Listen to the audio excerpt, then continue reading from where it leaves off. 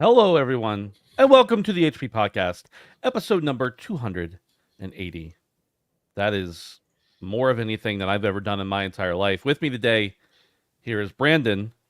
Brandon, hello, the most glorious ginger. Welcome. What's up, Ben? Are you feeling like the most glorious ginger? It's like, do I think about having red hair? No. Yeah. But I do. So I don't think about it all the time, but I just am. It's like a state of existence. Yeah. It's not something I think about. It's just what I live. Right. It's. I'm not asking necessarily. Well, okay. I guess you kind of answered the question, but I'm thinking like, it's not that you need to think about you being a ginger.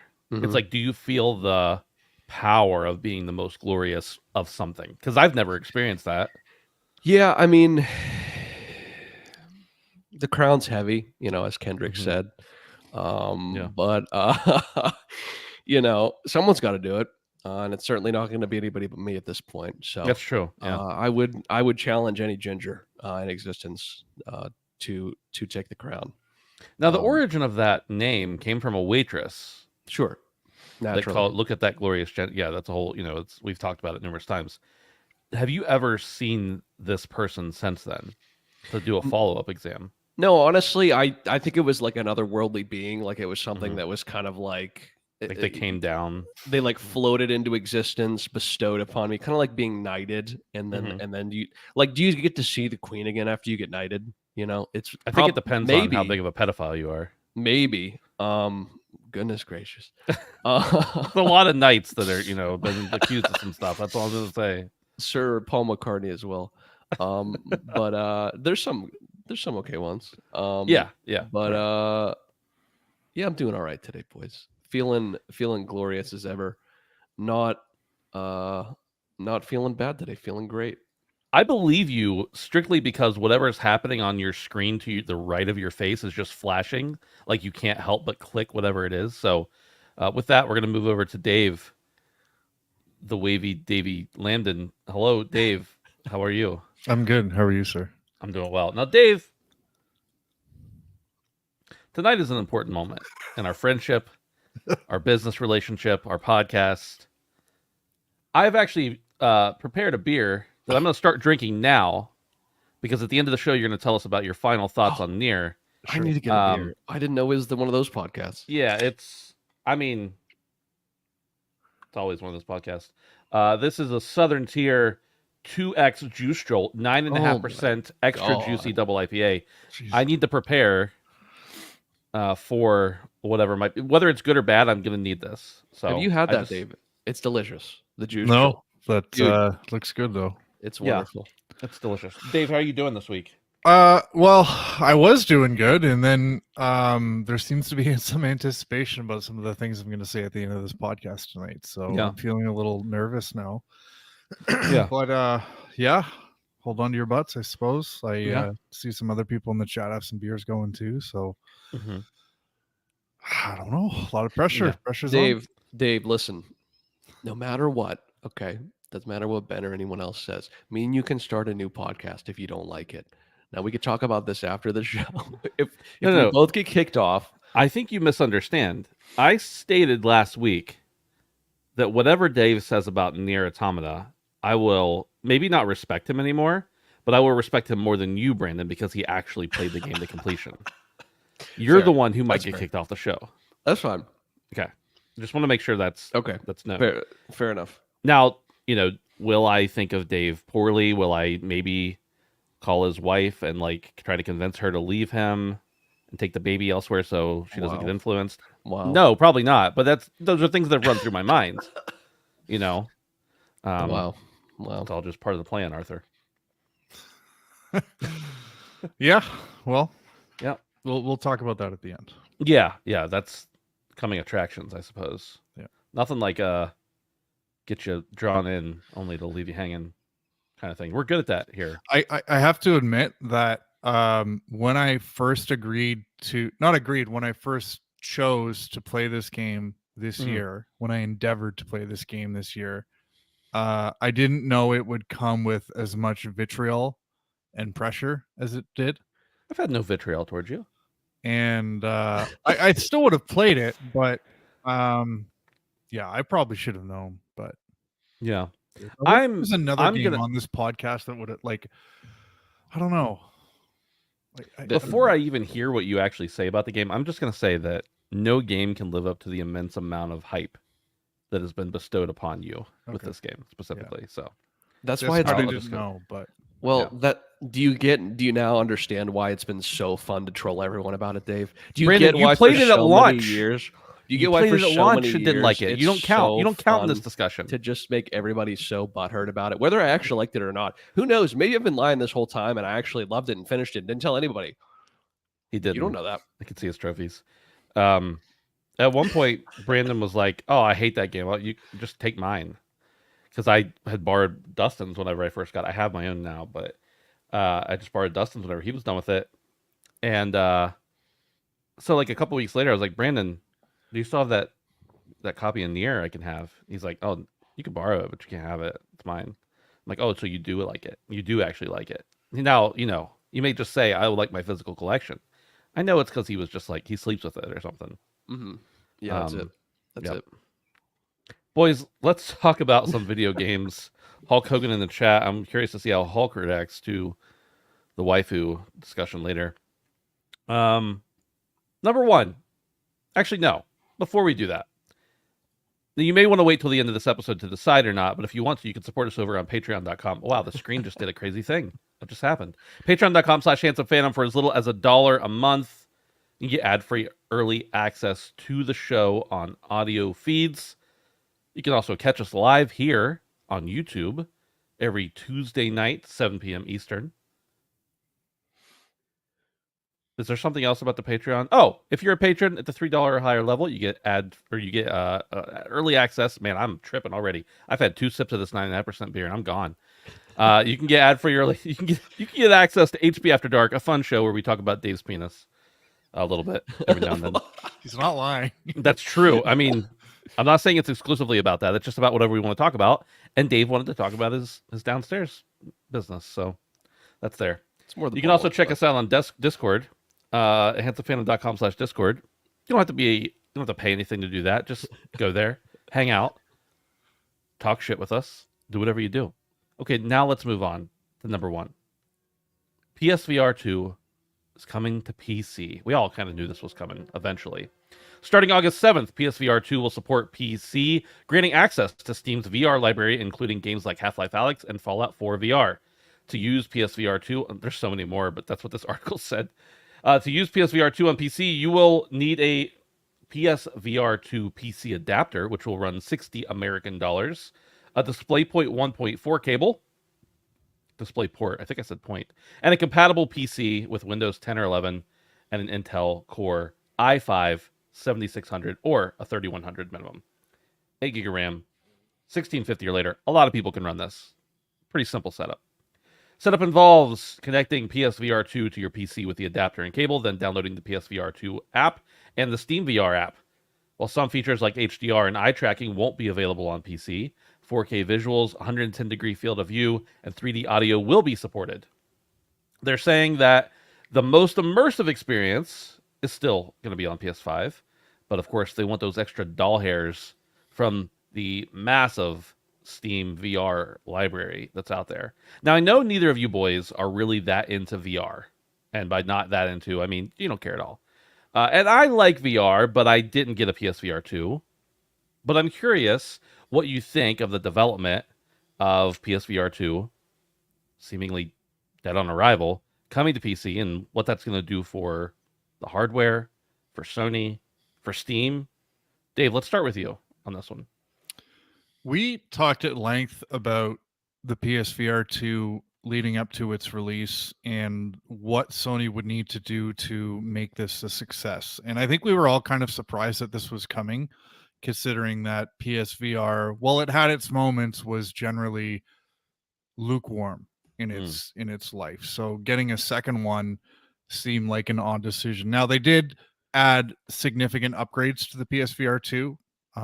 There were technical reasons to get this thing, but at the end of the day, it was up to Sony to give us good reasons to buy this thing. They needed something like Beat Saber, Super Hot, something to appeal to the masses to really start to move this thing, because right from the start they're on the back foot. The Meta Quest is very popular, and it requires no console like the PlayStation or the PSVR does.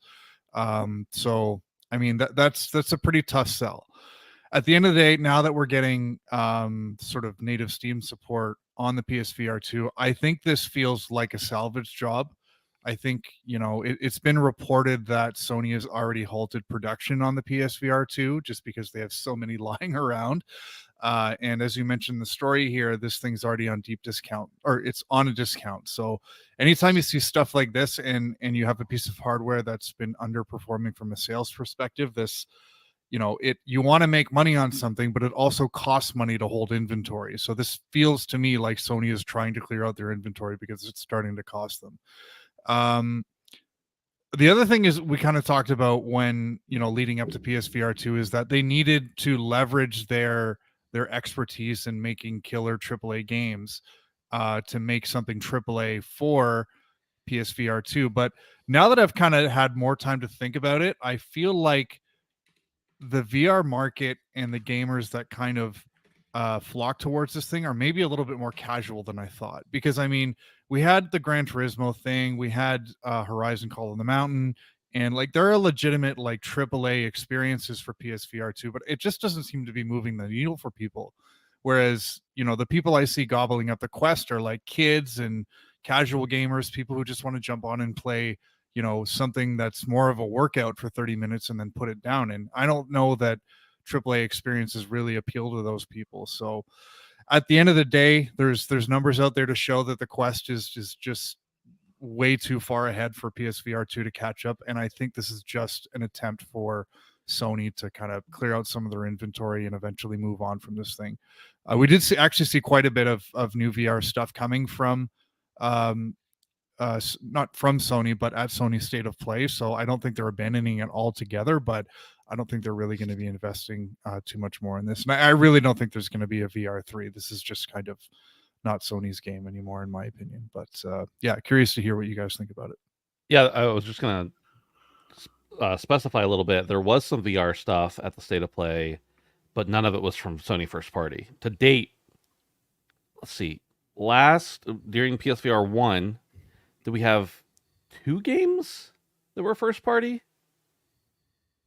A couple, not more than 5 for sure, but I think it was only a few. And so far, you've got some that they've probably helped fund.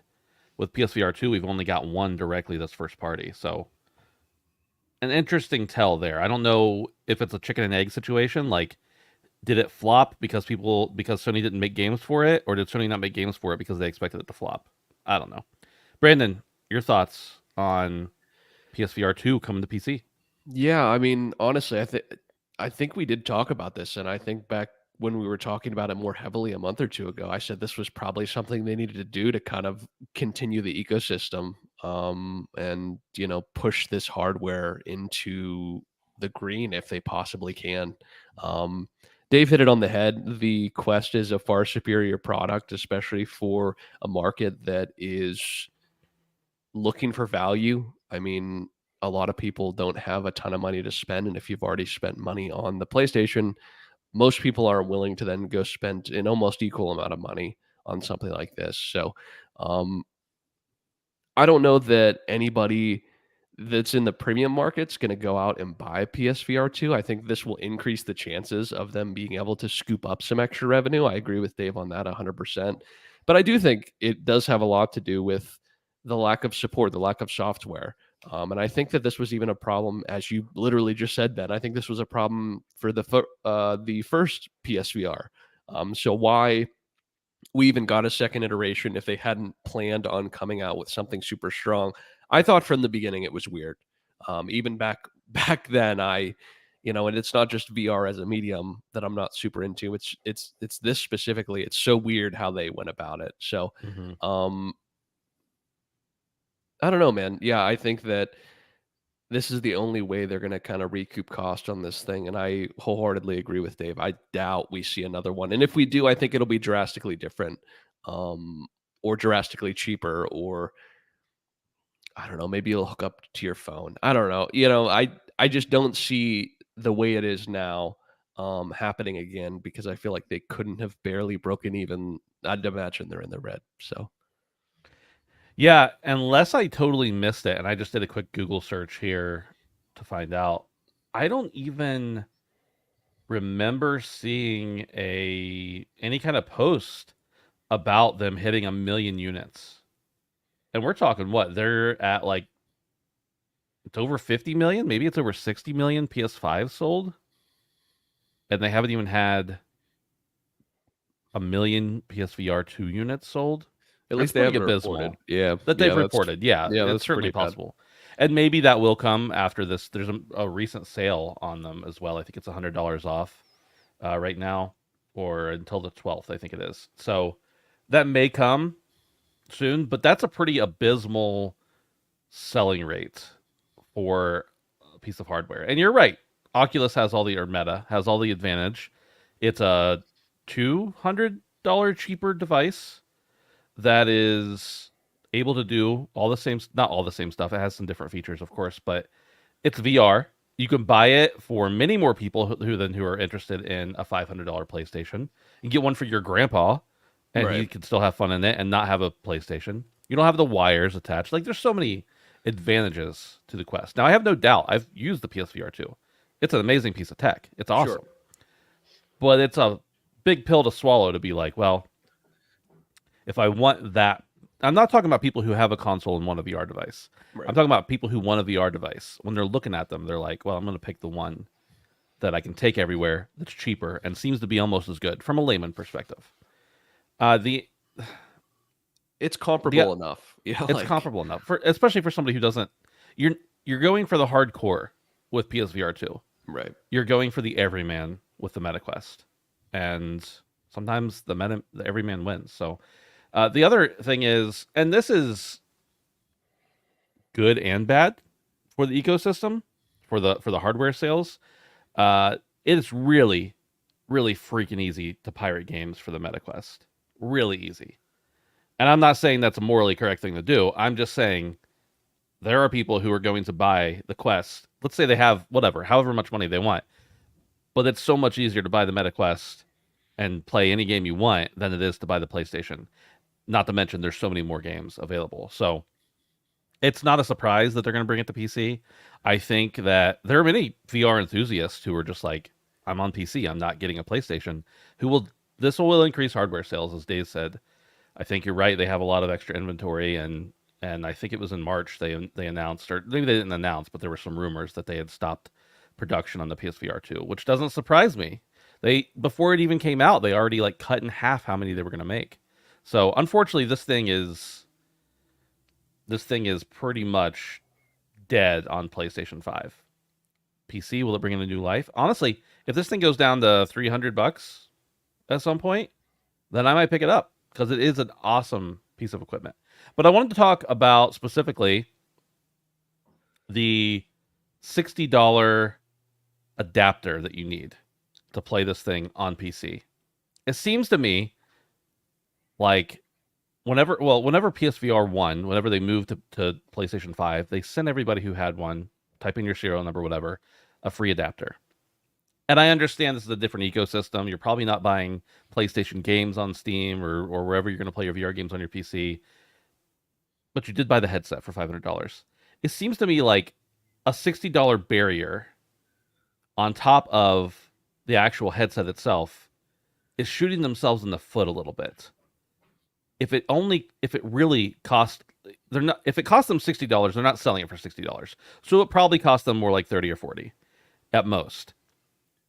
And wouldn't it be better to have people buy your headset and switch over? I don't know. What do you think, Dave? Do you think the $60 extra barrier for people who are already like, oh, I have a PSVR, but I don't care, or I want to get a PSVR, but that's a whole extra game I could buy? What do you think about that $60 adapter? Yeah, you're right. That's just another barrier for people to again look at the competitors. You don't need that with a MetaQuest. So it may seems like a small amount, and as you say, if they're making them for $10 or 20 or 30 and selling it for 60, like it's not even worth it for Sony to kind of pursue that. So yeah, another odd decision from them. If their chief concern is moving these things out the door, then you're just throwing up another barrier in the way. Especially if there's precedents there too, where in the past, if they've given that away for free or bundled it with new units that they're selling now, like why not just make it easy for people? And you're really not in this case. So yeah, this might hinder them with a lot of people, I think. Brandon, Ed in chat says the adapter's a good price. The Right. the hacker one was $150. And I'm not disputing that $60 is probably a good price Right. for what it is. I'm saying if I'm Sony and I'm sitting on hundreds of thousands of these units and I want they obviously they want to get more into PC. Right. They certainly want to sell more units of their headset. Right. Wouldn't it be worth just for new headsets bundling it together? For everybody else you sell it at cost. Everybody Right. who already has one, whatever. Yeah, I mean, I actually don't think it's an awful idea. It seems very Sony to do this sort of thing.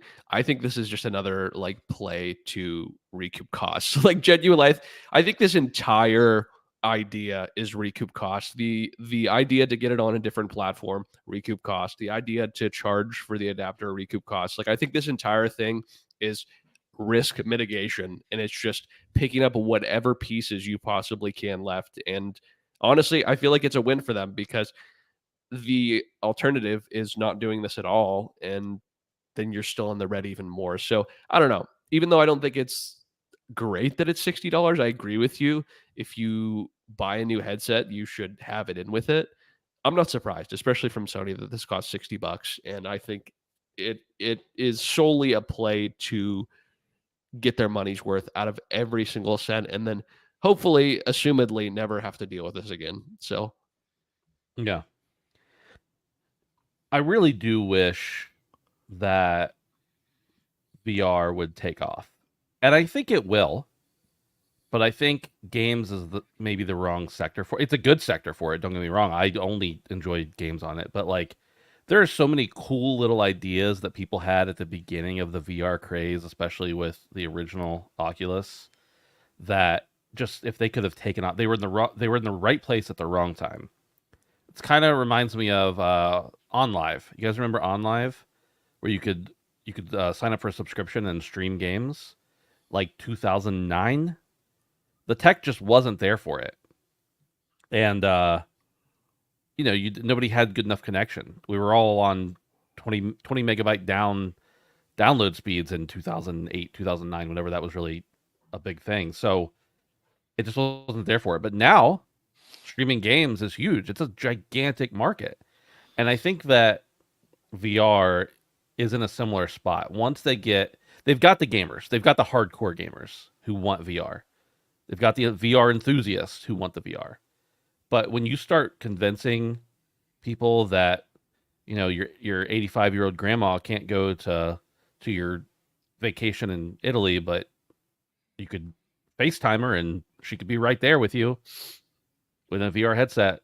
It's not the same, but that's a little more appealing when you start putting concerts and movies and everything else in real VR, not just 3D, but real VR. I think that changes the game too. But I think it's just a few years too early. I think VR eventually will be in a place where we're like, oh, that's pretty cool. That's really cool. But right now, it just seems like I think Oculus, the Quest 3 is at like, I was gonna say 3 million, but I think it's more like 2 million units. That's a lot, but in comparison to a console, that's nothing. So I think eventually we'll get there, but right now it just doesn't seem to have a mass appeal. And Hulk Hogan in chat says VR is going to be great for education, brother. That's another thing, yeah. And a lot of schools actually do have some VR units, specifically Oculus units that they can hook up different programs for. But it's such a cool tech. I just hope that eventually somebody nails it in the right way. And again, I think PSVR2 is great. I just think that attached, you're looking at $1,000 purchase if you don't have a PlayStation and you want to get PSVR. And putting it on the PC is just gonna, that $60 isn't as bad, but it's just gonna increase it in my opinion. So, but again, we're still only gonna be stuck with the people who are already VR enthusiasts, who either have a PSVR 2 or want PSVR2 on PC because they have Steam and a good PC already. So like we're still in the niche market. We'll see how it goes. We talked a little bit about the reports from coming out of Sony last week. Let's talk a little bit more. During a recent investor presentation, Sony revealed that the PlayStation 5 is its most profitable console generation to date. In its first 4 years, PS5 sales have reached $106 billion, nearly matching the PS4's total of $107 billion, with Triple operating IPA income. people. Excuse me. Triple It's only a double. IPA. It's only a double, and I have a speech impediment all the time, not just when I'm drinking. Uh, um, with operating income surpassing $10 billion. The platform boasts 118 million active users with over 9,000 games from 2,000 publishers. I said 118 monthly active users, 118 million, but that's just on PSN. That's not on PlayStation 5 specifically. The pandemic led to significant increases in software sales across all platforms, despite not boosting console sales initially. With the end of manufacturing constraints, console sales have risen. Given the high price of games and the PS5's increased price, it's unsurprising that this generation is highly profitable. Dave, I'm sure from a percentage, from a gross perspective, this is the highest profit they've ever made. But it kind of reminds me of the argument of, well, Titanic was the highest selling movie ever, and then it got beat by a Marvel movie. But if you adjust for box office prices, Titanic is still kind of up top. Is this a case of this is actually making them more money, or is it just because things are more expensive now than they were in previous generations? Minus PS3, mind you. I think it could genuinely be making them more money. When it comes to these console cycles, we know that console makers often break even or even take a loss on hardware over the first few years of the cycle. And then, once they normalize production and they reach economies of scale, that's when they start to make a little bit of money on the hardware itself. But I think with the PS5 and obviously with the Series X, this doesn't seem like the same generational leap that we've seen previously, especially from a technological standpoint. So I do wonder if right off the bat, Sony was making a lot or actually had a decent margin on hardware compared to previous generations. So I think that could contribute to why they're making so much money and they're so profitable this generation. On top of that, I mean, the gaming market is bigger than it's ever been. And Microsoft hasn't really done anything of note to chip into Sony's lead. So you couple those things together, and Sony is somewhat effortlessly kind of striding into success. We also just departed from the Jim Ryan era, and Jim Ryan, we talk about him sometimes with some disdain, but from a business standpoint, that guy's sole purpose and function was to make money and generate revenue. So you had a guy who just oversaw the operation, who was kind of a mastermind for generating revenue. So you bring all those things together, and it shouldn't be surprising that Sony is in fact in one of the most profitable times ever when it comes to the PlayStation. Looking ahead though, I think PC gaming is probably going to be their biggest competition going forward. You think about all the advantages of PC gaming. I just kind of noted them here because I was thinking about them. There's just so many reasons to buy PC over console. If you're looking at, there's hardware versatility, software availability, fewer subscriptions, in my opinion, more access to cross-play and free-to-play experiences. So I think Sony has to start finding, Sony's doing great now, but they need to start making some changes and being a little bit less complacent about the PC market, because I think that is a legitimate threat to their profitability going forward. So, yeah, I mean, good for them. They're in a good spot, but, don't get too comfortable, because we saw what happened with the PlayStation 3 generation, and these things can change quickly. So we'll see what happens. Brandon, it seems like Sony, and this was also noted in the chat going by, which you can participate in on Tuesday nights at 7 p.m. Eastern if you like on YouTube. But the link's in the description. Sony also hasn't really, that we can see, they haven't spent a lot of money on first-party games. They've probably pumped some money into exclusives. We know that, things like Rebirth and Stellar Blade, and, multiple games, they've probably funded them to some extent. But Sony hasn't really had a lot of spending happening that we've seen on the surface. Right. They bought Bungie for $2 billion or $4 billion, whatever it was. Do you think that plays into it, or do you just think they're kicking ass right now? I think Dave brought up like a lot of good points. I think we can't sell short too that they have been winning for 2 console generations. And when you buy into the ecosystem, you're more likely to continue to buy into the ecosystem if it continues to be the one on top. I think that's honestly the biggest part of it. Much like myself being an Xbox 360 gamer and buying into the PS4, if I hadn't switched to PC, I still would be a console guy. And when the PS6 comes out, as long as it's not awful, I probably would just continue that trend. And I think most gamers are casual. We kind of talked about this earlier. And, once you find a clear winner and you build a huge PS4 title, you build a huge PS4 library. I don't know. It's just like a reciprocating effect. So I think that winning back to back has really helped them to continue the streak. Yeah, man, I guess this is good. I don't think it necessarily has to do with the cost of the machine. I just think they very clearly took a huge lead. And that's just kind of reflected in both the PS4 and the PS5's numbers. I think that's the biggest factor, honestly, is just when you buy into the ecosystem, you're more likely to continue to buy into the ecosystem unless you just completely leave. So It really makes me wonder, to an extent, what's Xbox going to look like next console generation? Because if I'm an Xbox gamer, and I used to be, I mean, I still play on Xbox, but that's beside the point. If I'm an Xbox gamer and I see that the games are going elsewhere, not all of them, but many of them, the company seems to have a little bit of confusion about what's going on. Like, there's a lot of negative signs pointing at Xbox right now. And don't get me wrong, they're still hugely profitable, I'm sure. They're owned by Microsoft. They're not in any danger or whatever. But if I'm deciding between the next console and I'm like, well, Xbox has always been good to me, but it's that but, like, do that hesitation.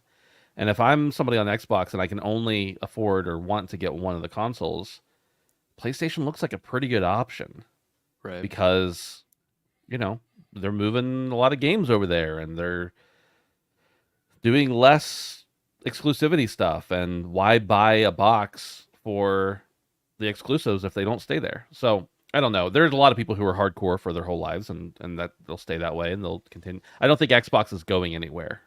That's not what I'm saying. I'm just saying, like, when you introduce that, like, modicum of doubt into people's mind, that's when it gets slippery. And that kind of points to that, what you were saying about, like, you buy into the console generation that's winning. Well, everybody who was an Xbox gamer who is now a PlayStation gamer switched at some point. It's just a matter of what that tipping point is. And especially if you're, like, for me, I usually buy both consoles. Maybe not right at launch. I'll usually buy one at launch and then get the other one later if I can. Always get the other one later if I can, whether it's during the generation or after. But if I got to choose, maybe I choose to get a different one first than the Xbox than I always have. So I don't know. It's an interesting time, but we'll talk about it a little later. There might be some stuff coming from Xbox that we didn't expect. We'll see at Summer Games Fest. All right, boys, I wanted to talk a little bit about the state of play that happened last week. This was announced on a Wednesday, and it happened on a Thursday. And we got a good bit of stuff. Whether you liked any of it or not is a different question, but there's a lot of stuff there. So I wanted to go through, and we don't have to talk about every game. I just want you to pull out maybe a couple that were interesting to you or that were really not interesting to you. And let's just spin on that for a bit. Brandon, let's start with you. What's something that really struck you or you really hated?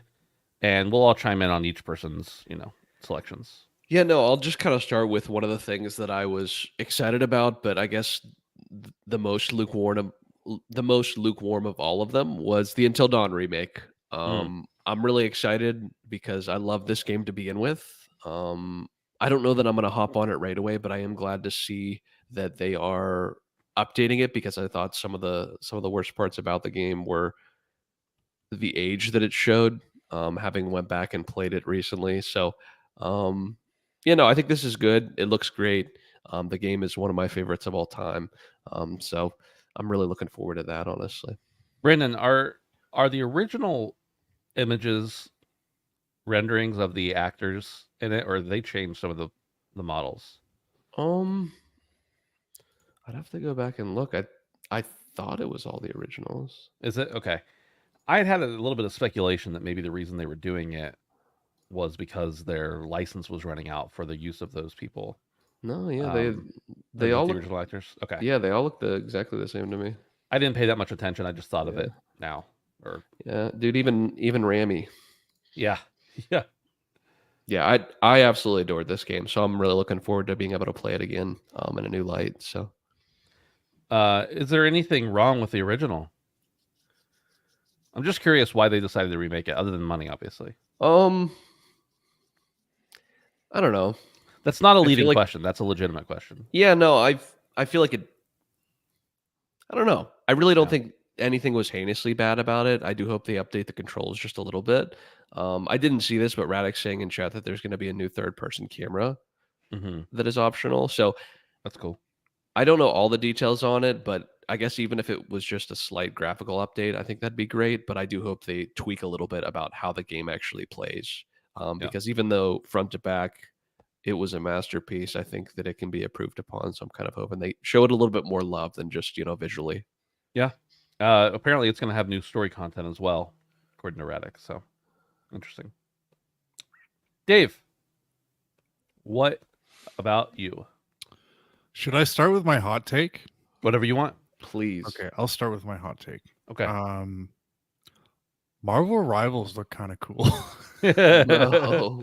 Nice. I'm sorry. I checked it out and I thought, my expectations are still pretty low. I know what kind of game this is. I know who's developing this game, and I know why it's coming out. But it's kind of checking, watching it and thought, I believe it's free to play, Mhm. and I'm gonna check that out. I think we got a beta coming in July. I would still rather play Marvel Ultimate Alliance, but teaming up with Papa Ben over there, because I know he's going to be in on this game, and playing a little Marvel Rivals on PlayStation could be fun. So yeah, that's one I think I'm going to check out the beta at the very least next month, and yeah, so I think that was one surprise that I had coming out of State of Play for myself. I know the intent of what you said, that Papa Ben was going to be in on it. I want to clarify that I'm not necessarily gung ho, but I'm going to play it because it is Marvel characters, and I like Marvel. I'm not ashamed of that. Okay. What did you think You of can't what we make me. saw?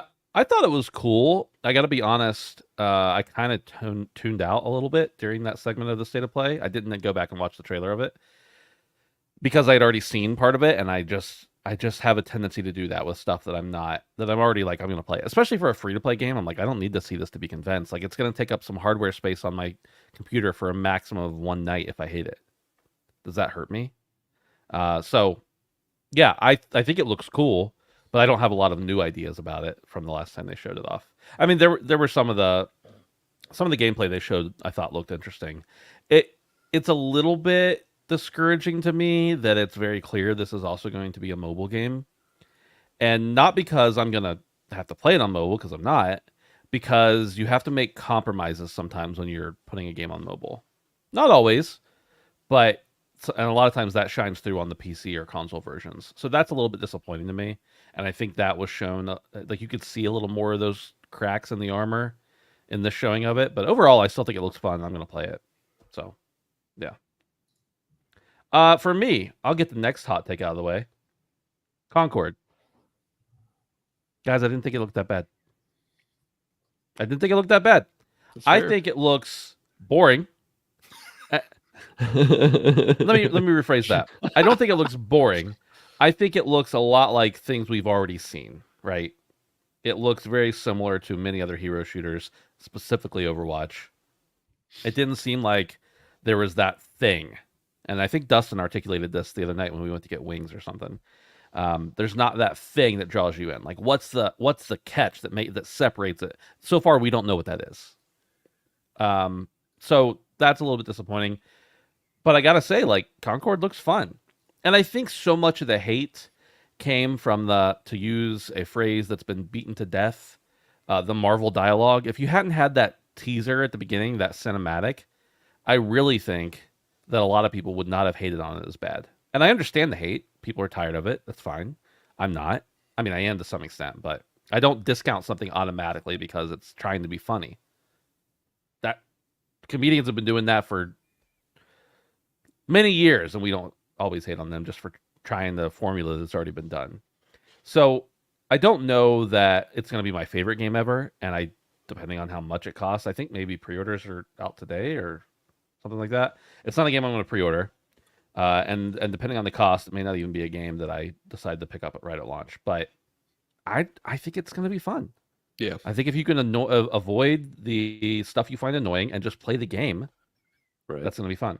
The one thing it does have going for it, it's gonna have those new vignettes, the cinematics, every week. I think they said, which is, if they can keep that up, if they've already got a lot of that prepared, or they will have it by launch, I think that's a huge thing, because whether they're good or bad, it feels like content, right? And Right. content gets spread across the internet. Even bad things turn into memes, and that becomes popular. So I don't think it looks that bad. I'm not going to say I'm excited for it, because I'm not. I'm not generally excited for anything, though, to be fair. So I think it's going to be fun. That's Yeah. kind of the long and short of it. No, I tend to agree with you, Ben. I think that it looks fine. I am a whore for the first person shooter, but I think it will wholly depend on how much this sort of thing costs, because there are other things in this genre that are no cost. Yeah. So I mean, that's just the thing. You said it earlier. Like why do I buy into this and not just play Overwatch 2 or Marvel Rivals? You know, so there. Yeah. Once they show more, I think I'll be more inclined to be interested. I thought that it looked fine as it stood. Maybe generic in some ways as Yeah. it is, but I don't know how to say it, but a lot of the things that we see are never like completely fresh in the gaming industry anyway. We hardly ever get anything that is wholly unique. So the people that are really harping on that about it just kind of, I don't know, they just like the bitch. So The main criticism of what we saw about Concord was about the dialogue, the things that were supposed to be funny and didn't land. And Right. I get it, but I don't play. This isn't a game you play for its humor, right. right? Do you know how many of the same voice lines I heard repeated over and over and over and over and over in the hundreds of hours of Overwatch I played? That didn't stop it from being a fun game. Right. Exactly. And guess what? Everybody's comparing it. Oh, this is supposed to be like Guardians of the Galaxy. It sure is, because when they came up with the idea for this game 5 or 6 years ago, probably, that was what was hot. And guess what? I like Guardians of the Galaxy. Yeah, so do I. So if it's Right? going to be, okay, you're just, maybe you're ripping it off, but if it's good, if it's a good game, I don't really care about that stuff. Right. That's my hot take. Yeah. Brandon, we're back to you. Anything else that looked appealing or particularly not appealing, or just that you found interesting? It doesn't have to be relevant to you. I don't know how long we want to spend on this, but I have two more that I can kind of wrap into one if that would be easiest. Do it. I thought Astrobot looked awesome. Yeah. I really loved Astro's Playroom. And yeah, this is great. I love that they're taking it to a new level. I've seen they have an exceptional amount of levels and enemy types. And we talked last week about how cool the hardware was, and how cool Astro's Playroom was, and how underutilized the software and the things you could do with the controller are. And here we go. So this is good news. I don't give a fuck if it's $70. I'm playing it because I like the first one enough. So, yeah. Did you guys like this? Are you hyped for this? Oh yeah. Yep. Yeah, absolutely. Astro has always been a pleasure. The first one that was Astro's Playroom, Yeah. the one that was in VR, whatever that was. I didn't play it in VR, but it was just I think pack-in. Astrobot Rescue Mission. Yeah. That was fun. Obviously, the one that came with the pack-in for the PS5. I think the fact that it was a fun game and it did so many cool things with the controller, as well as the fact that you actually had a pack-in for the first time in 3 console launches. Right. And it was fun. was pretty cool. Right, I yeah. feel like that can't be understated that it's a pack-in and it's not like they could have just done the menu screens where you could just like look at what the controller can do and then feel it in your hand. But it's like a Right. game, and that's the coolest part about it. Right. So yeah, I agree. This is an easy, and this is a game that like my wife will probably check out and be like, "That's cool." She might not play the whole thing, but she'd Right. play it with me. Right. And my kids are definitely gonna love it. They love Astro's Playroom on the launch title for the PS5. So it's an easy pickup, and it's cute and endearing, and obviously it has a ton of PlayStation lore hidden throughout it that is going to be particularly meaningful to longtime PlayStation players. And that's something that I like, is that they're like reflecting on the brand as well. I don't care if it's just to make them money. It's going to work. Exactly. That's fine. Right. They should do things that will make them money. So I will say, Brandon, the thing I was most happy about with this is that they did not go back and make it a VR game. Because Right. one, we already talked about the abysmal sales of PSVR, Right. PSVR2 specifically. But two, I just feel like this is a game that it can be experienced by everyone, so it should be. Everyone who has the money to buy it should be able to buy it, whether they have the extra hardware or not. If you got a PS5, this should be a game that you were able to buy and play without the extra peripheral. Right. Other games, yeah, design them for VR you want. Astrobot, even put it in as an option if you want, Right. but don't make it mandatory. Exactly. And I guess lastly is Monster Hunter Wilds. Oh yeah, So this looked amazing. What did we see it last year at Summer's Game Fest? We got more of a little story reveal. We met some characters. They all look very cool. I love blondes. And then yeah, man, it just looks great. It continues to look amazing. We got a lot of really interesting, dope looking monsters. We're going to be able to ride things in this, which I came into the series in Monster Hunter World where you could not ride anything. And to my knowledge, now Dave, correct me if I'm wrong, other Monster Hunter games, including Rise, you can like ride on a dog and stuff, right? So that was something that I felt was really missing from Worlds was, a mount. And so in the trailer confirmed that there's a mount. And I'm seeing some stuff come out online about potentially based off of some of the information that's been put forward, you might be able to dual wield weapons. Potentially, people are speculating. So that would be huge. The monsters look cool. The world looks amazing. It just looks like more of the same. And I really, really genuinely love the world. Um, and I've been waiting for a sequel. And I'm not saying this is a direct sequel, but it kind of is. It looks like it is. So, um, Dave, thoughts, man? I know you're a Monster Hunter guy. Yeah, I'm same as you. I came in at World, but I did play Rise, and yeah, the game. I think the biggest thing to me is they really showcased how they're going to use and leverage the RE engine. I think this is the first time they're using this engine. World was on a completely different engine. It was proprietary, but you could clearly see all the characters looked a lot like there was a lot more fidelity there. The spaces looked a lot more wide open. As much as Monster Hunter World was an open game, it did feel a little bit claustrophobic at times. So you saw a lot more monsters on screen at once, a lot more interaction between small monsters and big monsters. And yeah, having a flying mount is going to be huge. There was some verticality in World, but it appears as though it's going to be a lot more seamlessly integrated with Wilds. And yeah, to kind of build on what you mentioned, it looks like you will be able to not dual wield, but take two main weapons into one hunt. I love And that. I fucking love that. I really like the switch axe, but I also really like the insect glaive, and those are two weapons that play really, really differently. And to be able to take both into one mission is cool. The other big thing that came out from this announcement was seamless starting of hunts. So rather than you going and selecting a specific mission from the hub world, you can actually start hunts in the open world. So if you encounter a Teostra or something, you can just start fighting it, and you started that hunt. So looks like they're doing a lot to make this a much more seamless experience. So yeah, this is easily my most anticipated game of 2025, and yeah, I'm looking forward to this one coming. So Brad, my buddy Brad recently asked me to play Monster Hunter Rise with him. Um, and it's only like I think with including the DLC for it, it's only like $20 on Steam right now. It's on sale, so seems like a no-brainer. He's interested in teaching me the ropes, and I'm always down for a good game if it's $20. Can't hurt. Rise is a really good. I know you've played the series before, but it's Yeah. a good entry point or even just refresh point because it is considerably easier, especially the vanilla game.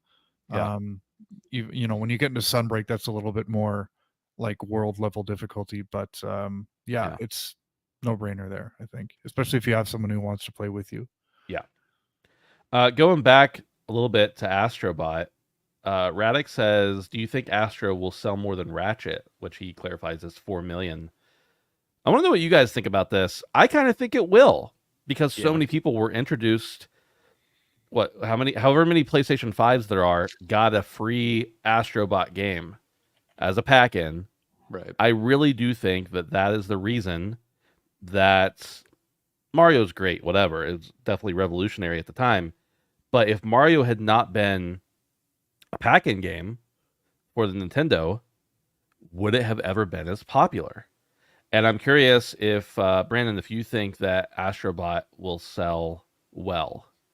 No, I think that it will sell really well. I wouldn't be surprised if it passed 4 million. Because even with a game like this, like, I don't know, I'm thinking of my dad, right? And he's someone who introduced me to gaming, and he games. He actually games quite a bit. He like just finished Cyberpunk and all the Yeah. DLC. So like he's legit. He was But playing like, Far Cry last time I talked to him. dude, like even the wonderment he had of the experience that you got with the first one, it's like I feel like that speaks volumes. And even people that didn't have the PS5, like I remember when I brought people over to my house and the PS5 was new, I was like, you got to check out what this controller can do to like, just show them. So like, I don't know. I feel like the word has spread, and because it was a pack-in, because it was free, its net was very wide. And I Yeah. would not be surprised if, especially this sort of game, like I don't know, we don't have the little big planets anymore, so I Right. feel like this could definitely have some serious potential here, and I wouldn't be surprised if it does incredibly well. Yeah, it would not surprise me because we know that kids somehow spend a lot of money on games, or their parents spend the money for them. Right? It's a game that you can feel safe letting your kid play. And Oh, also, absolutely. we're 30-plus-year-old men, and we're going to play this game. Oh, And absolutely. I guarantee guys like your dad are going to play this game. Oh, So, yeah. Dave, what do you think? You think Astrobot breaks Ratchet and Clank's record and beats 4 million copies sold? No, No. Okay, we got No. a dissenter in the building. I don't think it will. And I'm glad we're talking about this because it is very important. Everybody loved Astrobot's Playroom, but Mhm. it was free and it was Yeah. just there, and that's excellent. So I think Astrobot is going to be a success for Sony. I don't think it's going to be a world beater though, and I think Ratchet being a very well established franchise and one that was positioned as a real technical showcase for the PlayStation 5. I think people really, I don't think it'll beat out Ratchet. I think it'll sell really well to be a success. People are going to love it. I think it's probably going to be in the GOTY conversation, but I don't know if it's going to be a world beater when it comes to sales, personally. I've always wondered why Ratchet didn't do very well. And I mean, yeah, it was a $70 game. It was, 8 hours long. I think the platinum, it took like 10 hours, maybe at most. I can't remember how long it took me, but it was also out at the time when there were only a couple million PlayStation 5s. And I wonder if that made a big difference. I'd say, yeah. Because I think that game, I mean, the earlier ones weren't like breakout sellers or anything, but they did well enough to get another game. Right. So I don't know. Dave, you might have a point there. I disagree with you, but I think it's a valid point still, nonetheless. And also, I hate you. That's how that in the gaming world, like that's how you're supposed to talk to each other. Like, you're an idiot. I hate you. So I'm just trying to keep up with the Joneses here. Twitter speak IRL. Oh yeah, you're not really on Twitter anymore, so you don't really see a lot of that. But that's how you talk to people in gaming now. So you're an idiot. I hate you because I disagree with you. He says that to me all the time. Don't worry, Dave. That's different. That's for a different reason. But to my face, yeah. Yeah. All right. Next, let's talk about upcoming here. We got the Xbox showcase coming up. Specifically, we have the Xbox, or I'm sorry, the Summer Games Fest. I think technically you could probably call the State of Play Summer Games Fest as well. But we've got coming up, we've got the Gorilla Collective Showcase, which I'm sure is just going to wow people's socks off. We've got Summer Games Fest Showcase, the Keeley, the Keeley Show. We've got the Devolver Direct. We've got Day of the Devs. Lots of indie shows coming up, and of course the Xbox Game Showcase and the Black Ops 6 Direct. Brandon, I want to throw it to you first and see if there's anything one that you're like, this is definitely going to happen. We're definitely going to see this, Yeah. and then later we'll go around once, and then we'll also go to things that you're like hoping to see more of. Yeah, I don't know. I'm really looking forward to seeing more of Black Ops. We kind of talked about this last week, but yeah, I'm looking to see what they can bring out. As far as what I want to be there, what I think will be there, honestly, I mostly had predictions of what I was hoping for. Whether or Yeah, go not for that. Yeah, that's fine. I feel like there's a high chance. I don't know.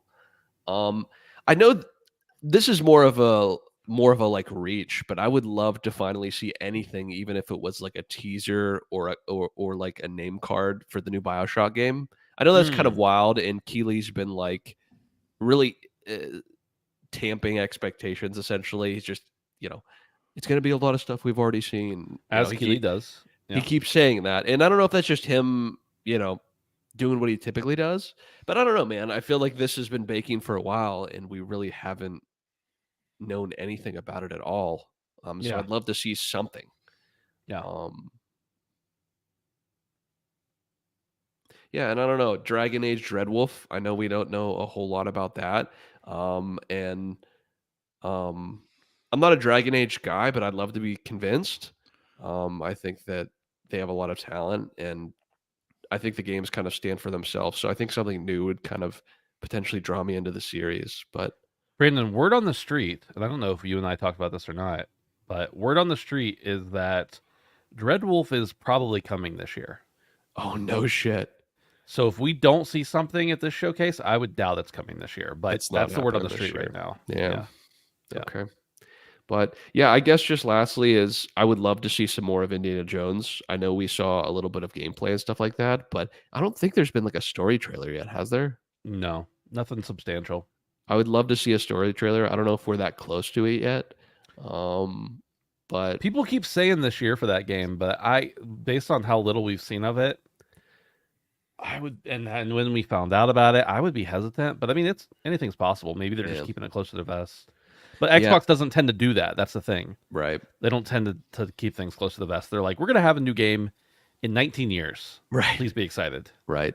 And I guess lastly, and this is kind of a way out there for me because the genre itself I feel like is overplayed and overdone. But it's John Carpenter. So Toxic Commando. Do you guys remember that one? Yeah. So I'm just interested because it's John Carpenter. Really, that's it. I'm sure the game's gonna be fine and the whole zombie thing is kind of overdone at this point, but the man's a legend. So Yeah. that's kind of what I'm hoping for. Kind of a scatter shot, but Yeah. That's fine. Dave, what about you? What do you think we're gonna see? What do you hope to see? I don't know what we're gonna see. I have a few things I want to see. I guess the big one for me is I want a release date for Avowed. Yeah. Apparently, that's still slated for this year. So I can only assume that's going to be sort of a September at the very earliest release from Xbox. I really want to play that game. Yeah. So yeah, I'd love to see a release date finally for that, and really hope it doesn't get pushed to 2025. Should I keep going? Yeah. Please. I would love to see confirmation that Gears 6 is coming next year. I don't think there's been any indication that that's going to be the case, but just in terms of when that game was first announced, and There's and rumors for sure, yeah. but again, it's just it's check marks on Twitter, farming engagement. So who knows? Yeah, it would make sense. but I would love that. As I mentioned a little while ago, I've been playing through the original series on my 360, so I'm really raring for some new Gears of War, and I really like the new games. I I realize they haven't done a lot to reinvent the wheel, but that's okay for me. So yeah, that's another thing I'm hoping for. And then the last thing for Microsoft specifically, I do have a couple others, but you can come back around to me if you want, is some actual gameplay from Fable. Technically, the first trailer we got of it was, or sorry, this whatever we got last year with all the actors and stuff, that technically The first was one was just a title screen. yeah. Yeah. And then the one we got last year was in-engine gameplay, but I actually want to see what the game looks like being played because it's been a long time since we've had Fable. I think it's been 2 or 3 generations. So to see what it actually looks like in this generation would be cool. So I hope we get that. I understand hoping for all 3 of those things is asking for a lot, but yeah, that would be I do think the Xbox show is going to be the most interesting of Yep. everything. And that's excluding the Call of Duty part. Call of Duty is going to be Call of Duty, but yeah, my hopes aren't super high for this Summer Games Fest, but I think if you go in with low expectations, you're going to come out happy. So, yeah. Dave, I totally agree with you on the Xbox thing. And I think because of this, morale in the Xbox community, for right or wrong, is low right now. And people are, discouraged. Specifically super Xbox fans. And I understand it, even if I don't always, the highs and lows don't affect me as much because I just play games whatever I want to play, and I don't really care that much about the brands, to be frank. But I think that if Xbox does not hit it out of the park this year specifically, people have said that in previous years. This is the year where Xbox needs to hit it out of the park to get their player base engaged again. And after Hellblade coming out and being a mess, which, by the way, has anybody heard anything about Hellblade in the last week? No, because everyone already forgot about it, for good and for worse. Nobody's arguing about it anymore because it doesn't matter. It's just you either play it and like it or you don't like it. It doesn't matter anymore past that. But I do think if Xbox has a bad showing, it will reflect more poorly on them than it has in years past. And I wouldn't be surprised, honestly, after everything that's gone on with them, to see it affect their share price, Microsoft's share price. Now, obviously, most investors do not invest in Microsoft for the gaming. But I think there's a large enough contingent now and there that if it's bad, you might see a couple cents change. But that's just speculation. I'm not a scientist or anything. So or an economist. Economist. You're not the Wolf of Wall Street. I'm not the Wolf of Wall Street, believe it or not. You guys kind of hit on a few of mine. I was going to say that I think that we'll probably see something from Gears, although that's not original to me. There's actual somewhat credible people out there saying we'll see something from Gears. And I know that a lot of stuff's been leaking on YouTube and via employees potentially. So, but the problem is you don't know what to believe and what not to believe.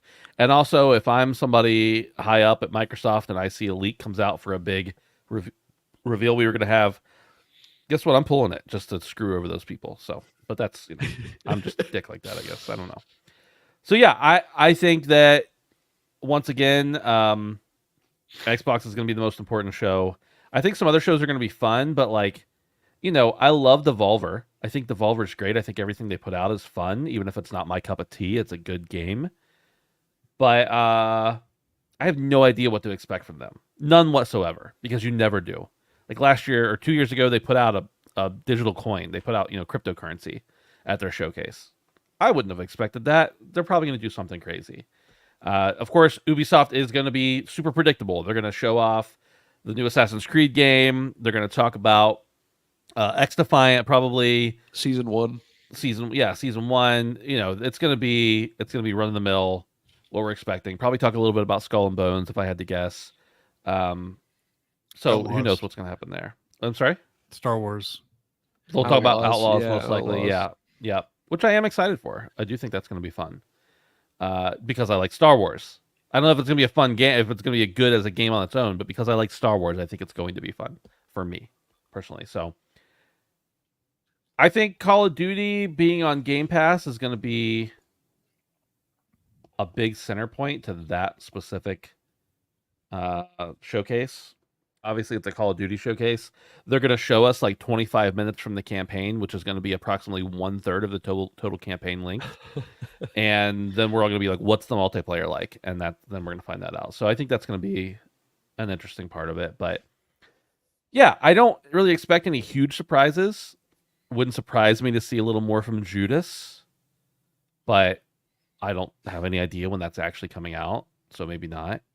I agree with Brandon. I was thinking about the new Bioshock. It's been long enough at this point. It's been long enough. Doesn't it feel like it has to have been rebooted multiple times? That's what I'm saying. It's just like the fact that we haven't even gotten like, I don't know. I'm thinking of some of the other Bioshock reveals that show even a little bit. It's like we've got nothing. We don't Like, even have a title screen at this point. Literally nothing. Yeah. So yeah, I agree with you, Ben, wholeheartedly. Like we have to get something soon, or yeah, I agree that it's probably been troubled, incredibly, incredibly troubled. So Yeah. Guys, anything else from Summer Games Fest, Xbox, anything? Dave, you said you had some others. Yeah. Yeah, just quickly. I think Dragon Age is coming first, but I would love to see some sort of update on Mass Effect. I don't know if we're gonna get that. But that would be cool. And then the other one was from Ubisoft. I would love to see again another update on the Splintersoft remake from Ubisoft Toronto.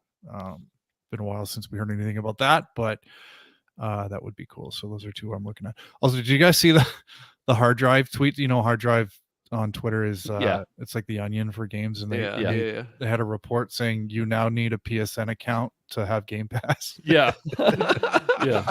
That's good. Checks out. Yeah. One question: do you guys think we'll ever see anything about Perfect Dark again? Yeah, it got rebooted.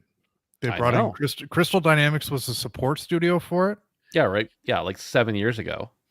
I mean, not literally, I don't think, but it's been a while. Yeah, It's been a while. Something's happened with it. I think it's a Yeah, thing. the coalition's working on it. It's going to be a 17 quadruple A game. I know, but it's Dude, just been so silent for years now. What are we gonna see first? Beyond Good and Evil or Perfect Dark? Which one? Beyond Good and Evil's dead. Beyond Good and Evil is it's probably dead. Man, if I went to Vegas, I wonder what the odds on Beyond Good and Evil being shown at that showcase is going to be. I'd put $10 on it just in case, because I guarantee the odds are low. You know, hit the parlay. It's like I think there's an episode of The Office where somebody's like they offer Kevin like 10,000 to 1 odds or something. He's like, when someone offers you 10,000 to 1 odds, you always take it, even if it's only for $10. You take it. All right. Boys, it's that time of the show where we talk about what we've been playing. Brandon, we're going to start off with you because you're a simple man enjoying not so simple games. Yeah, sure. So I'm still playing Elden Ring. I'm finally at the last leg. I'm at Crumbling Farum Azula. I beat Goth Mommy. Yep, the Freudian slip there. I beat Rot Mommy. The hardest boss in the game. No summon. Giga Chad. Please. Dave has a question. Yes, please. Sorry, I saw you mention this on Discord, and I just want to confirm the Rot Mommy. Yeah. As it should be. But no, it was amazing, and I did it on stream, which was super exciting because I was actually legitimately a little bit worried. I can honestly say that all the other times I beat her, I either had like Mimic Tear or Black Knife Tish, or I like had some other person helping me. So this was the first time I did it bareback. And it felt really good. So I'm at the last stretch. I hope to be done, honestly, in the next couple days. I might squeeze something in between now and the DLC, or between the end of this playthrough and the DLC. I might try and squeeze in another game. Maybe Red Dead 2 or something. Oh, God. Maybe. I don't know that there's enough time for that. But yeah, we'll see. But it's been great, man. It's been really, really good. And who knows, knowing myself, I may even just start another playthrough as soon as I'm done with this one. So maybe I'm lying to myself. Maybe I wanted to play Fallout 4, but once I get done, I might just be itching to come right back. So you need like a good 20-hour game, honestly, between there, I think. If you're going to finish it within the next week, Like a 20-hour game would probably soothe your nerves a Yeah, little bit. kind of reset me. Yeah. But that's it, boys. That's it. For me, mostly been playing Sea of Thieves because I am a pirate and that's what I do. Still having lots of fun, but nothing really new to talk about in there. Every time I play the game, it's different, and it depends on who you're playing with and what you're doing, but it's fun. I love the game. The game is good. V Rising, another game I've been talking about for a few weeks, and I've been playing this with a couple buddies, and we just hop in like once or twice a week and get a little progression. If for those who don't know or don't remember, it is a vampire themed survival crafting game. Lots of fun. You go out, you kill bad guys, the bosses. You kill lots of mobs and stuff too. You come back to your base. You use the things you unlock to build the base bigger, and you have to stay out of the sunlight, which is a really cool mechanic because the sunlight is there for half the day or a little more than half the day. So you can only really freely travel at night. Otherwise, you have to stay in the shadows. And if you get into an enemy encounter during the sunlight and you get knocked into the sun, that's going to hurt you as well. So you got to be pretty tactical with how you do that kind of stuff. But we're probably like halfway through. I'd say halfway through all the bosses at this point. And the difficulty is ramping up. Of course, it's very dependent upon how many people you have in the party. And you get to a point where you're like, well, I can't go fight that guy. Well, we'll go fight that guy once. You get there, you get wiped. You're like, okay, we need better gear. And then you have to go and do 10 other things to upgrade all your gear before you do the next part. And I really love that cycle. And the other night, for like literally an hour, all I was doing was going between one machine and the next, just transferring crafting items. And I was like, this is awesome. Like, I love that part of crafting games, survival games, where I'm just making the stuff, where I'm building the stuff. The building's a little more simple. You just say, I want a wall here, and there's a wall. I like games where you're actually having to place them and stuff like that. I like things to be tedious, is what I'm saying. And that's not as tedious as I would prefer. But it's really good. It's a lot of fun. V Rising, I think it's $30 or something like that. I've been playing on PC, and it's great. I'm really having a good time. And I know that the guys I'm playing with probably aren't going to want to do a lot of end game. But what I've been seeing is that the end game is like really fun. You can churn out some really cool things. So yeah, it's been a good time. And speaking of really tedious things, I don't know why I've played 20 hours of Gas Station Simulator this week. Good for you, buddy. You're the sim boy. That's what I you am are, the though. Sim boy. Not the Sims. I'm not a big fan of the Sims. I mean, I am a fan of the Sims, And- but I don't and- like, whatever. Not to be confused with the simp boy. That's also something different altogether. I am not the Simp boy, at least that I Okay. know of. Gas Station Simulator is pretty much exactly what it sounds like. You get thrown in the middle of a desert. You get ownership of this gas station, and your uncle gives you a loan for like $5,000. And you can, of course, get more loans from him later in the game if you need to, but you got to pay him back. Or a guy on a motorcycle with a bat comes and breaks your legs. During Gas Station Simulator, you have to manage so many different things. It's unfathomable. You have to refuel everyone at the gas pumps. You have to run the cash register. You have to you unlock all these things separately, but eventually you have to manage the car washing station. You have a garage where people can come in and get their tires and their mirrors changed or whatever. You have to manage that as well. By the way, every car that comes in this garage has at least 2 flat tires and 1 broken mirror, and I'd like to know in what world that actually happens, because It's that's hard. a lot of broken mirrors In the desert, man. It's in hard the in desert. the desert. It is. Yeah. It is hard in the desert.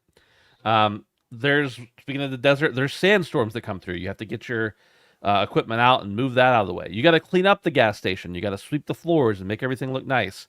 On top of all that, those things don't just happen automatically, right? You have to go in and you have to make the orders for all of them. You have to order new parts for the garage. You have to order gas to get delivered.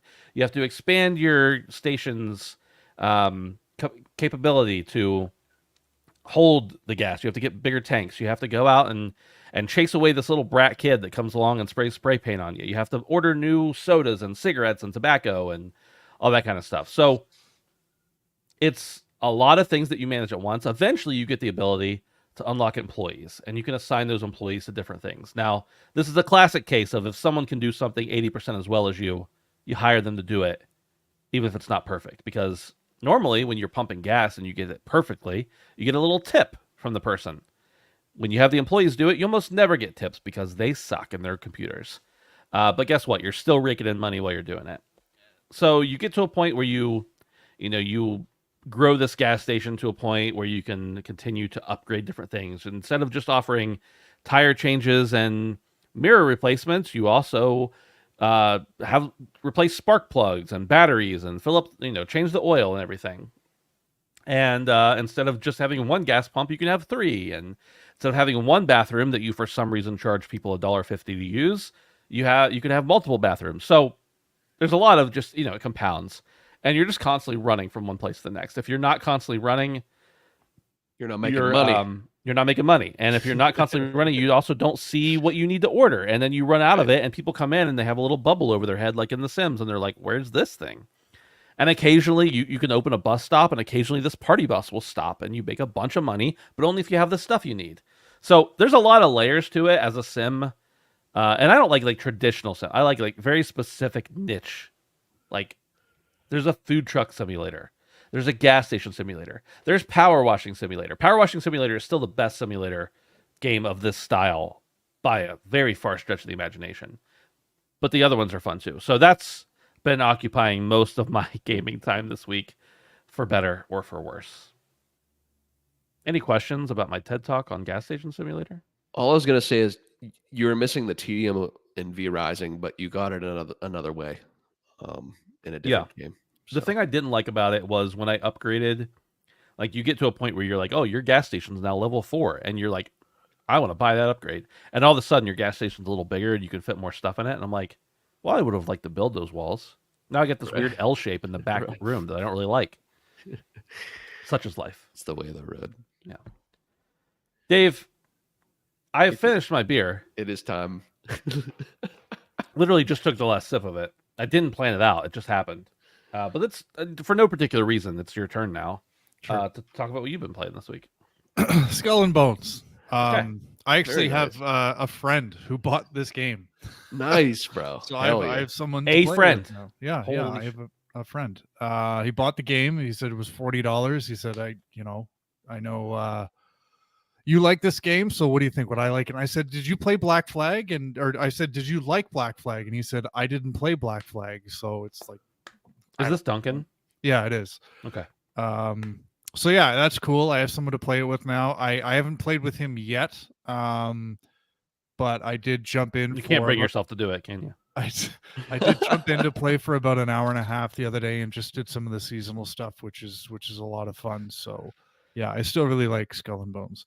Another important update: in order for me to play Skull and Bones, I had to buy some more PlayStation Plus, and I'm happy to report that my Elden Ring save has been recovered. Oh, let's go! Let's go! This is huge. This is huge. Dave, what you have to do is you have to put that not only on your PlayStation locally, but you also need to save it to a zip drive or a thumb drive or whatever. You need to do that for the sanctity of your save. Well, all you got to do is just sync all your saves, and then they'll all be on your PlayStation. You're good. Yeah, I think I'll have to do that. But I was pretty happy to see that it was there. Again, I'm still a little sour that the backups are gated, but it is what it is. So and just to be clear, I don't think I'm going to be day one on Urgery.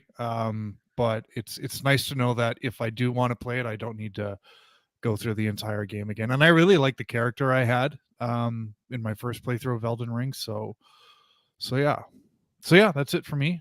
Okay, yeah. See you next week. Yep. Just kidding.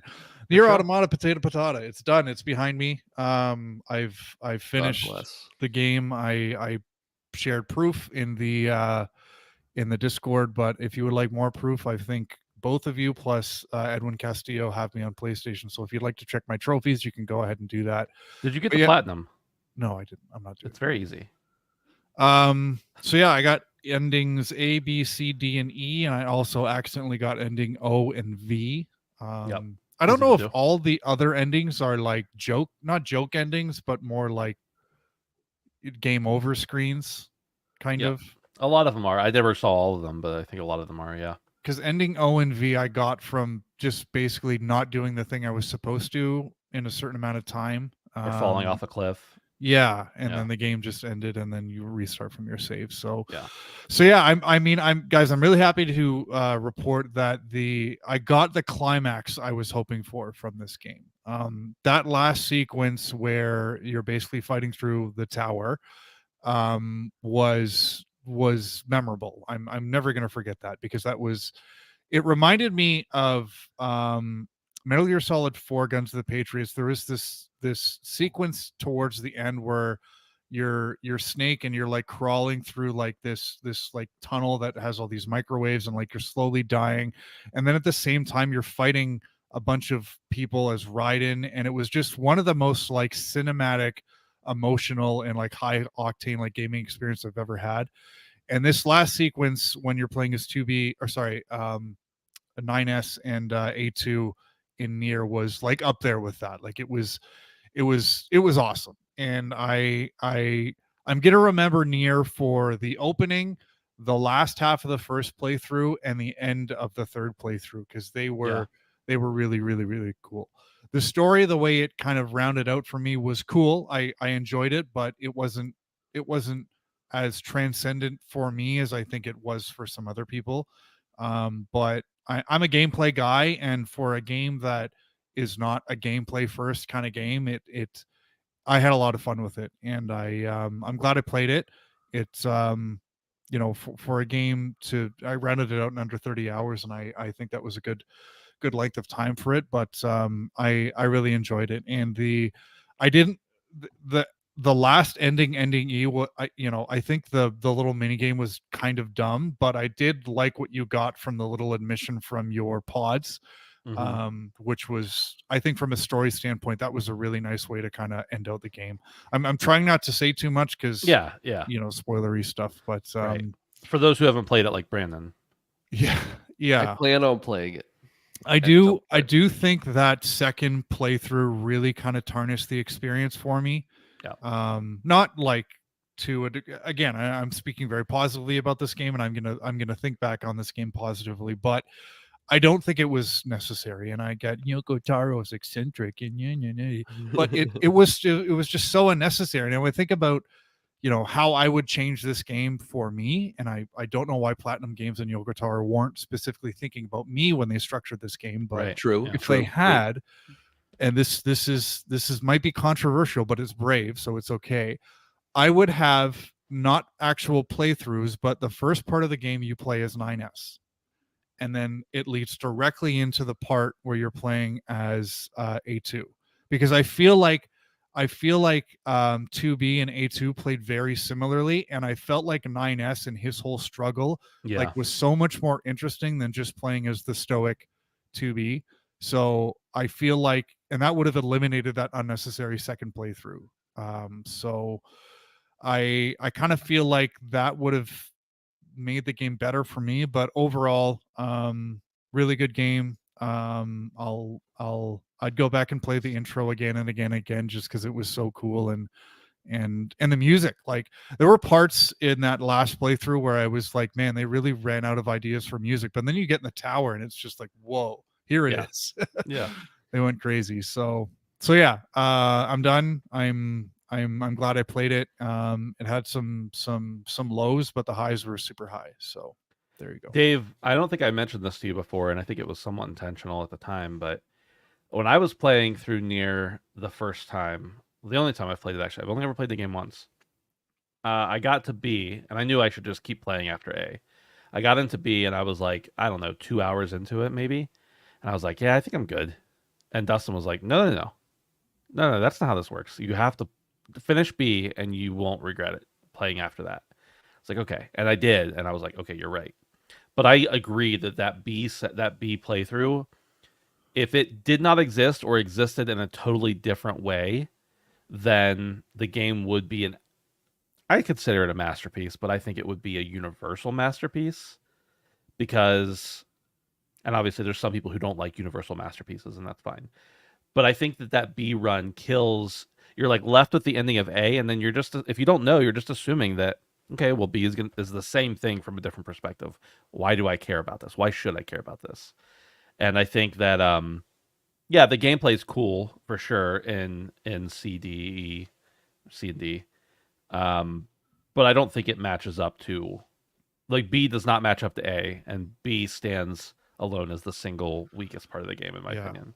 I also need to kind of clarify something. So I came on the show and I bitched and bitched and bitched last week because of how there was this difficulty spike for me in my third playthrough. I can now confirm that the reason that that happened was because I sped run through my second playthrough. I didn't fight any enemies except for the bosses. So that when I got to the third playthrough, I was severely underleveled. So that's my fault. But at the same time, if I wanted to mitigate for that, I would have needed to have spent, at least 2 or 3 more hours in that really boring second playthrough. So I Yeah. don't think that would have been a good thing. But yeah, again, overall, really good game. Brandon, if you're thinking about, finishing it, I think you should, because it does some pretty cool stuff narratively in the end. And again, there were people on in the chat last week saying like the transcendence you get from that last sort of crescendo is worth it. And I just think kind of playing through that sequence alone, Brandon, is probably worth it. So I think I'm going to keep my job on the show, and I'm going to regain the respect from the masses in the Discord. And again, I'm not just saying these things to appease to people. I really don't care what others think. Yeah. Dave has never been, I've never known you, Dave, to be someone who just says what people want to hear. Exactly. Yeah. So yeah, there we go. Dave, a very important follow-up question now. And I'm not saying anytime immediately.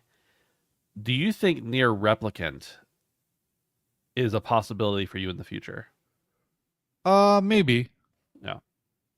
If you told me that it doesn't have the replay bullshit that Automata does, then I'd be much more inclined to try it out at some point in the future. It's not a I actually asked Ed about this, about how Replicant kind of lines up with Automata, and he kind of clarified it's like thousands of years in the past. But I did notice a lot of references to like Project Gestalt and how the replicants kind of played into humanity when they were alive. Spoiler.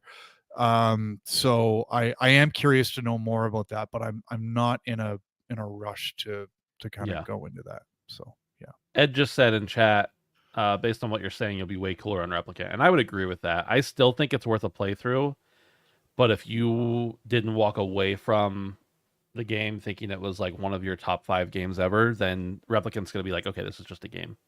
It's not the same level, in my opinion. And it was a game that came out prior, and of course they remade it. So, or it wasn't a remake really; it was a re-release, but a remaster. But well, I'm glad you enjoyed it, and I think I agree with everything you said that you didn't like about it. I don't know if I agree as strongly. Like, I don't know if they affected me the same way, but I agree with them in principle for sure. So yeah, I'm glad. I'm happy. What's next for you, Dave? What's your next game besides Deep Rock Season 5 that we're going to play together? Yeah, that's the big one. No, I'm going to jump back into Skull and Bones. Okay. There's a lot of stuff I want to do in that, and I also want to finish up the Gears of War trilogy. I'm about halfway through the second one, so yeah, those games just go so fast because they're so good and well paced. So yeah, and I haven't actually played Gears of War 3, so that'll be new for me. Yeah. And we can play. You don't have, once your subscription runs out, you don't have to have a subscription for us to play Deep Rock on Steam, right? Oh, you have yeah, it on Steam I'm now? on Steam now. That's my primary. Nice. So yes, Perfect. absolutely. Awesome. All right. Well, that's it. That's a happy ending to the show. Brandon, are you feeling betrayed at the moment, or No, I feel nothing, just like I do every day when I wake up. fair enough? And let's not gloss over this. That's 2/3 of my resolutions have now been satisfied completely. So Wow. Indeed. Yeah. Wow. There was a lot of ambulances and fire trucks going by outside, so I thought you should hear it.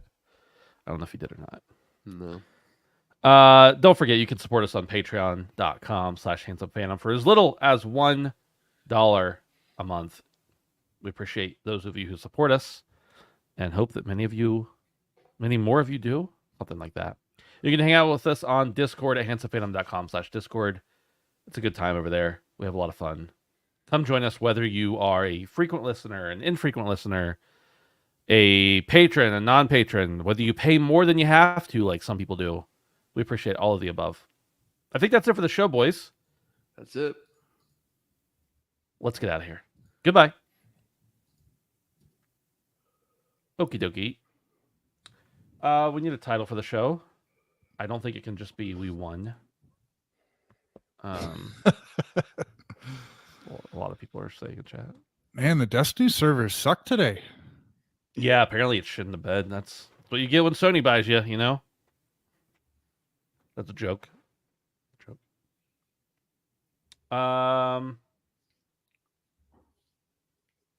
Dave beat a Tom. No, I don't know. Oh, by the way, Dave, I don't know. I'll have to look at your trophies. Probably since you didn't do some of the side stuff, it's you'd have to go back and do that. But there are like I don't know. I want to say like 5-ish. Maybe there's more than that trophies that you can buy with in-game currency instead of having to grind them out. So if you're close, I'll tell you. If you're not, I won't. Okay. You're suggesting it's an easy plat? I don't know that it's an easy plat, but the things that are some of those things after you beat the story 5 times,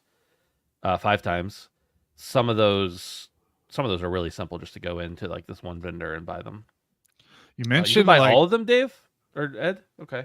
You mentioned when like you were playing it, you got halfway through the B playthrough, and you're like, "Yeah, I think I'm good." I wonder how many people just stopped. Many. I think the game came out in 2017, right? And it was well received by the people who played it, but it wasn't played by many people. And then by 2019, there was like a huge contingent of people who were like, "You got to go back and play." I think so. Like, I think that was a case of word of mouth that a lot of people who played it didn't play it through to the end, and we're just like, it's whatever. It's a fine game. And I think that by the time those 2 years had passed, so many people had been like, no, like done the same thing Dustin did to me. Where like, no, you got to keep it going. And I think that, not to get too deep into more conversation here, this is the after show, I guess. I really think that's a design flaw. I think that hurt the game. And I think that Yoko Taro's eccentricity is usually a benefit to his games. And I think in this case, it was a detriment. Which I guess that's how eccentrics work, right? Sometimes things pan out, sometimes they don't. But and like Ed just said, I think most reviewers played a run and that was it. And I've gone back and read some of those old reviews, and it's very clear they only played a run. And that's the game doesn't tell you this is more of the same. This is more of the game. This is not the same game. Keep playing. This is the game's not over. But I mean, it kind of does through hidden messages, but. I think that decision to make those optional and roll credits instead of just this is more of the game hurt it a lot. I do.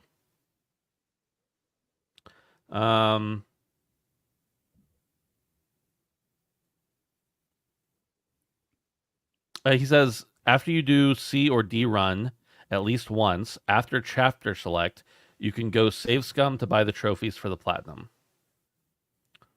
So if you wanted the platinum, Dave, you're welcome to. I might. There's guides online about how to do it for sure. I didn't think you could buy all the trophies, but because I think I only needed maybe 3 when I finished it, and I bought them. Show title. We got to have a show title here. Brandon, you look comatose. Yeah, I'm getting tired, OG. I gotcha. Summer game hype. I don't know.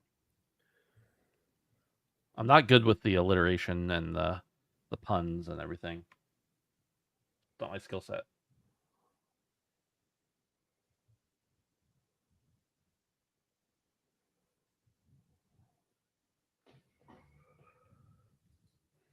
Steaming pile of PSVR.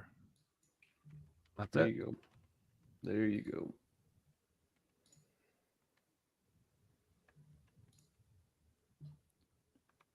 Brandon listening to Nier talk looks like me listening to Stellar Blade talk. Whatever, Ed. You're so butthurt over that game. He is. Just play it. If I play Nier, will you play Stellar Blade? It's got to be next. Or was going to play Stellar Blade. It's got to be next year though, because if I fail, I'm not playing it twice. Wow. You got to get on Red Dead, man. I know. Getting stressed for you. I know. You clearly don't have a plan here. Yeah, that's kind of how I live my life. It's kind of how it goes. So I think I just got to plug in a new controller because I've actually thought more about it. And even though I like aiming on PC, like when I'm shooting guns, everything else about the experience is awful for me. To be completely honest with you. So Dave, what's your remaining resolution? Do you have one play more resolution? video games with my wife. Okay. Which you've kind of already done. Yeah, I need to put more effort into that one though to feel good about it. So. Okay. Yeah, I've played a lot more games with my kids, and what were my resolutions again? I'm working on Mass Effect. I'll get that done. That's easy. I got like 10 more hours. And that was the third one. We have them Say written no down. to Poot has them noted. say no to people more. Oh, I've done that a ton. So I'm on track too. Yeah, I'm falling behind, boys. Yep. All right, let's get out of here. Bye, everybody. Bye. See ya. See ya. Goodbye.